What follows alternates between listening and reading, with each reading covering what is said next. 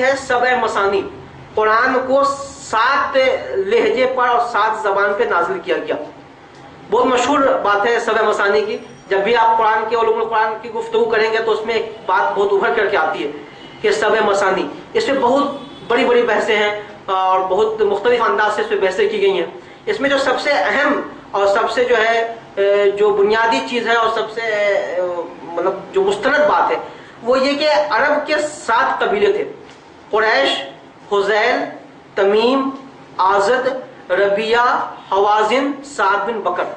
یہ 7 قبیلے تھے جن 7 قبیلوں کا لہجہ الگ الگ تھا. لہجہ کا مطلب یہ ہوا کہ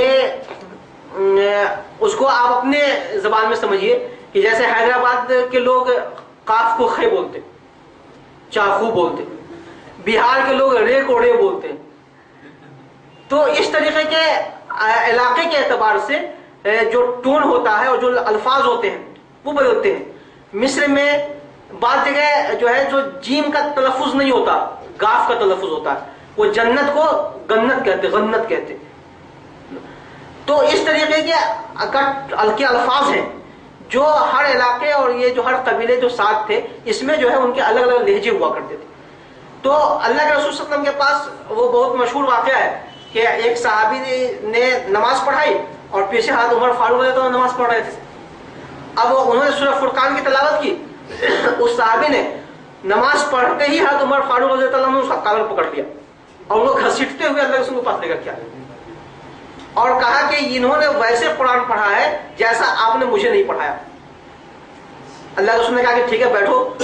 بیٹھانے کے بعد کہا کہ تم قرآن پڑھو. تو انہوں نے اپنے لہجے پہ قرآن کی تلاوت کی. پھر حضرت عمر فاروق سے کہا کہ تم قرآن پڑھو. تو انہوں نے اپنے لہجے پہ جیسا اللہ کے رسول نے ان کو پڑھایا تھا ویسے تلاوت کی. تو پھر اللہ کے رسول صلی اللہ علیہ وسلم نے کہا کہ قرآن ایسے بھی نازل ہوا اور ایسے بھی نازل ہوا. تو یہ سبع مسانی جو ہے یہ 7 لہجے ہیں. جو 7 لہجے کو ختم کر کے حضرت عثمان رضی اللہ تعالیٰ نے جب تدوین قرآن کیا تو صرف ایک لہجہ باقی رکھا، وہ قریش کا لہجہ تھا. وہ بھی بات آگے آئے گی تدوین قرآن میں. تو جب سبع مسانی کی بات کی جاتی ہے قرآن 7 حروف پہ نازل ہوا تو اس کا مطلب یہ ہے کہ 7 لہجے تھے عرب کے اور یہ اپنی زبان کے 7 لہجے مشہور و معروف لہجے تھے اور ایتھنٹک لہجے تھے اور اسی زبان میں قرآن نازل ہوا. اللہ کے رسول صلی اللہ علیہ وسلم کی ایک حدیث ہے کہ مدینہ منورہ میں اللہ کے رسول صلی اللہ علیہ وسلم جب اپنے حجرے سے نکلے تو بہت سارے اجمی، بہت سارے ایرانی، بہت سارے عربی سب لوگ مسجد میں تلاوت کر رہے تھے اور اللہ کے رسول صلی اللہ علیہ وسلم نے سب کی تلاوت سنی. اور ظاہر سی بات ہے سب کا وہ انداز نہیں تھا، ایرانیوں کا وہ انداز نہیں ہو سکتا تھا جو عرب والوں کا ہوتا، یا اور جو دوسری جگہ کے لوگ فارس کے آئے تھے، ایران کے آئے تھے یا جو اور دوسرے ممالک سے آئے تھے ان کا وہ لہجہ نہیں تھا، وہ انداز نہیں تھا. تو اللہ کے رسول نے کہا کہ اللہ کو یہ تمام چیزیں پسند ہے. اللہ نے تمہارے لیے آسانی پیدا فرما دی ہے، تم جیسے چاہو اس طریقے سے قرآن پڑھو جس طریقے سے تم پڑھ رہے ہو. تمہارے بعد ایک قوم آئے گی جو قرآن کو تیر کے مانند سیدھا کرے گی. کیسے کرے گی؟ تیر کے مانند سیدھا. تیر جانتے نا آپ، تیر کو جب بنایا جاتا ہے تو اس کا ایک سانچہ اور ڈھانچہ ہوتا ہے، اس پہ اس کو کس کر کے اس کو کی لکڑی اور اس کی پٹی جو ہے سیدھی کی جاتی ہے. تو بالکل کہا کہ تمہارے بعد ایک ایسی قوم آئے گی. ابھی جو تمہارے اندر جو اجمیت ہے اور جو عربیت ہے یہ تم سب کے سب جو ہے ایک اپنے اپنے انداز میں قرآن کو پڑھ رہے ہو، پڑھنا چاہ رہے ہو، اس کی اصلاح کر رہے ہو، تم ایسے کرتے رہو. بعد میں ایک ایسی قوم آئے گی جو قرآن کو تیر کی طرح سیدھا کرے گی، لیکن وہ صرف اور صرف ایسا اس لیے کریں گے کہ وہ اس سے دنیا کمانا چاہیں گے، آخرت میں ان کا کوئی حصہ نہیں، قرآن ان کے حلق سے نیچے نہیں اترے گا. تو قرآن کے تعلق سے جو آج کے زمانے میں ایک چیز پھیلائی جا رہی ہے وہ یہ ہے کہ تجوید اور اس کے حروف کی ادائیگی. اور حروف کی ادائیگی میں اس کو کنڈم نہیں کر رہا کہ حروف کی ادائیگی ضروری نہیں ہے، میں یہ نہیں کر رہا. میں یہ کہہ رہا ہوں کہ اس پہ جس طریقے سے زور دیا جاتا ہے اور جس انداز سے اس کی تاکید کی جاتی ہے اور جس انداز سے اس کو سکھانے میں ایک ایک آدمی کو 3 سال 2 سال لگا دیا تھا نورانی قاعدہ پڑھانے کے لیے، اور عین اور ذات اور شین جس کے نہیں نکلنے اس کو بھی نکلوائے جاتے ہیں، ایسے حلق سے ہے نکلوایا جاتا ہے. اور اس سے اور اس کے مقابلے میں قرآن کے مفہوم پہ کوئی توجہ نہیں دی جاتی. قرآن کو سمجھنے پہ کوئی توجہ نہیں دی جاتی. یہ جب ہم حدیث پڑھتے ہیں تو ہم کو یہ واقعہ ہمارے ذہن میں آتا ہے اور یہ لگتا ہے کیا یہ حدیث اسی وقت کے لیے نہیں آتی کہ قرآن کو تیر کی طرح سیدھا کیا جا رہا ہے, لیکن مفہوم کچھ بھی نہیں. قرآن کے دشمن بن جاتے ہیں, قرآن کے تعلیم کے دشمن بن جاتے ہیں, درس قرآن کے دشمن لوگ بن جاتے ہیں.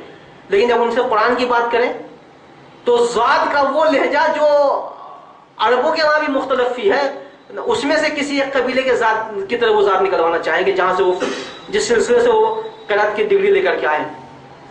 تو اس طریقے سے جو آج کے زمانے میں بات کی جا رہی ہے اور جو قرآن پہ توجہ دی جا رہی ہے, یہ بہت سوچنے کی بات ہے کہ ہمیں یہ حدیث اس وقت, مطلب جب اس حدیث کو آپ پڑھیں گے تو میں تو جب بھی میں نے اس حدیث کو جب بھی پڑھا میرے ذہن میں فوراً یہ بات آئی کہ آج جو ہمارا رویہ ہے ہمارے مدارس میں جو قرآن کی تعلیم کا جو رویہ ہے وہ اسی طریقے کا کہ تیر کی طرح اور کمان کی طرح قرآن کو سیدھا کر کے پڑھایا جا رہا ہے, لیکن ہمارے وہاں اس قرآن کا اثر دل پہ نہیں ہوتا. زبان تک رہتا ہے, زبان مڑ جاتی ہے, توڑ مروڑ کر کے ہم ہے اور ذات اور شین ہر جگہ سے نکلوا لیتے, لیکن جو اصل مقصود ہے قرآن کا وہ بالکل ہم سے ادا نہیں ہو رہا. قرأت کی ڈگری لینے والے تو بیچارے مجبور ہوتے ہیں, ان کو پڑھائی ہوتے ہی جاتا ہے, لیکن جو عالم اور فاضل ہیں وہ بھی اس لائق نہیں ہوتے کہ قرآن کو کا ترجمہ کر سکیں اور قرآن کی تفسیر کر سکیں اور قرآن کو پڑھ سکیں, جبکہ 7 سال تک انہوں نے وہی پڑھا, 7 سال 8 سال تک وہ اسی کو پڑھتے جاتے ہیں, پھر بھی وہ اس لائق نہیں ہو پاتے. بہرحال قرآن کے لہجے کی جو بات ہے اس میں یہ ہے کہ اللہ تبارک و تعالیٰ نے اور اللہ کے رسول نے اس میں سہولت دے رکھی تھی, اور یہ تھا کہ 7 لہجے ہوں. بعد میں جب حضرت عثمان رضی اللہ عنہ کے زمانے میں جب اسلام عرب سے نکل کر کے آیا اور مختلف علاقوں میں اور دوسری تہذیبوں میں اور دوسرے کلچر میں اور دوسری زبانوں میں اور دوسرے لہجے میں جو عرب کے علاوہ کے لہجے تھے, عجمی لہجے تھے, جب اس میں قرآن آیا اور سوڈان میں قرآن پڑھا جانے لگا اور جو ہے افریقہ میں قرآن پڑھا جانے لگا, اس طریقے سے دوسرے ممالک میں قرآن پڑھا جانے لگا تو ان کے لہجے میں اور تبدیلی ہو گئی. اس تبدیلی کو روکنے کے لیے اور اس تبدیلی کو کنٹرول کرنے کے لیے حضرت عثمان رضی اللہ عنہ نے آخری میں جمع تدوین قرآن کو پھر مدون کیا اور کہا کہ قرآن صرف اور صرف قریش کے لہجے میں پڑھی جائے گی. اور پھر جو قرآن لکھا گیا جس کو مصحف عثمانی کہتے ہیں, ہمارے وہاں وہ عام طور سے مل جایا کرتا ہے, جو انڈیا میں چھپتا ہے وہ نہیں جو سعودی سے آتا ہے, اس میں آپ دیکھیں گے کہیں کہیں پر زبر بھی رہے گا اور ساتھ میں کھڑی زبر بھی رہے گا, کھڑا زبر بھی رہے گا اور زبر بھی رہے گا.